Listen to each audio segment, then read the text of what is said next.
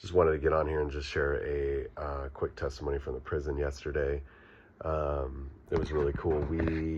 We went first to go visit our friend Alfredo. He lives in a church, so we went there, and he actually wasn't there. And we hung out in the back with a bunch of guys that were doing just different little like projects, little woodworking projects. There was a guy that was fixing a speaker.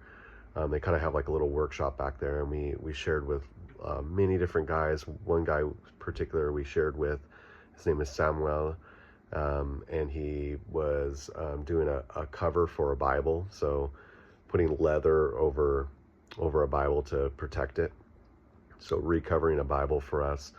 And we spent some time talking to him, and actually spent some time helping him listen to the voice of the Lord. So for the first time that he knew of, he actually was able to hear the voice of the Lord and realize that the Lord was speaking to him. And it was really cool because John was kind of leading that time, and I was just listening, and I received two things from the Lord that really touched him. And sometimes when we receive things, we don't even know if it's really going to be meaningful to that person. And so I received that the Lord wants to cleanse him, wants to clean him. And then that the Lord has called him by name. And when I said that the Lord has called him by name, it really touched him and affected him. And he was like, yeah, I know that the Lord knows me. He knows who I am. And it was super impactful to him. So it was really, really cool moment there. And then we left. And normally when we're coming out of that particular place, we would turn left and go towards, there's another kind of area, another church, and we're going to look for our friend Roger. And I really felt as we walked out that we were supposed to go right, which if we go right, we end up going around the back side of the prison. It's called the Curve, where there's a lot of guys that do drugs back there. And I felt to go walk back that area. And so we went ahead and turned and walked, and right at the corner before we get to that street, we found Rohan, and then praise Jesus, he was so completely sober. He'd actually had come from a meeting at a different church and kind of had walked that back area. And he has some friends that are still in addiction as well, and he's coming out of it. He's been sober now for a few weeks, and the Lord's really, really working on him, and really it's encouraging to see him walk with the Lord and trying to encourage and pray for other people. Right after we kind of got done talking with him, he went with us, and we started to walk away, and we met a man that had been in a motorcycle accident when he was 15 and had lost most of his hearing, and because of that too, he was unable to speak. Now, I believe that there's something very spiritual happening with him, but there's also something physical going on as well, right? And so we took a moment to pray with him. He had a little note that he was showing us so that we could read it and understand who he was. His name's Josue. So if you feel led to pray for Josue, pray for him.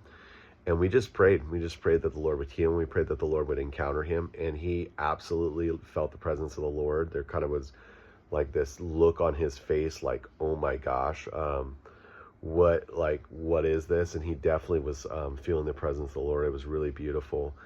And then we kept going, and we probably got another 5 or 6 steps away, and another man, his name is Benjamin, met us, and he said, I really need prayer right now.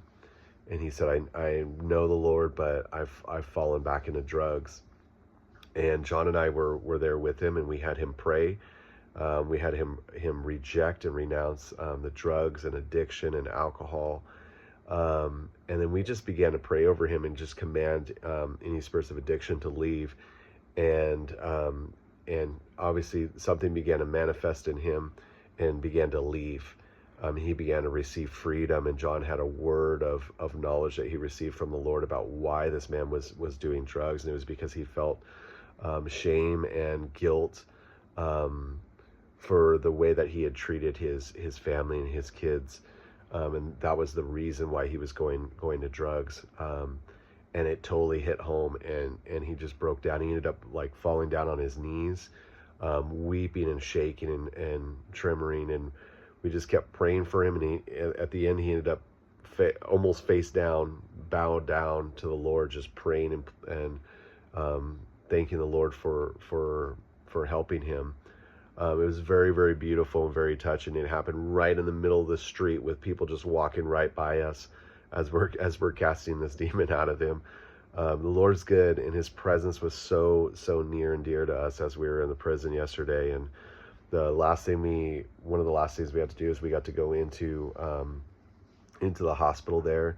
We got to pray with a man who is dying of tuberculosis.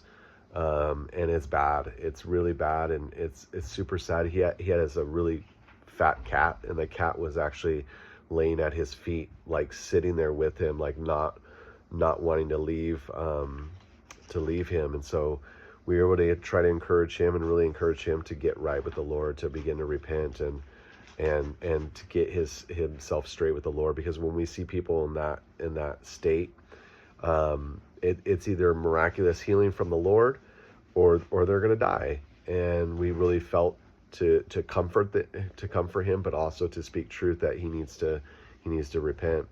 And then we were able to pass time with a few other guys that we had shared the gospel with last week in the hospital, and we were able to encourage them to continue to pray for conviction for their sin, and to begin to confess and repent sin. So that was our time in the prison yesterday. The presence of the Lord was powerful. We really felt like the Lord was with us this entire time. And when that happens, it's so easy to just allow your faith to build and to grow, and just to see what He wants to do. So God bless, guys.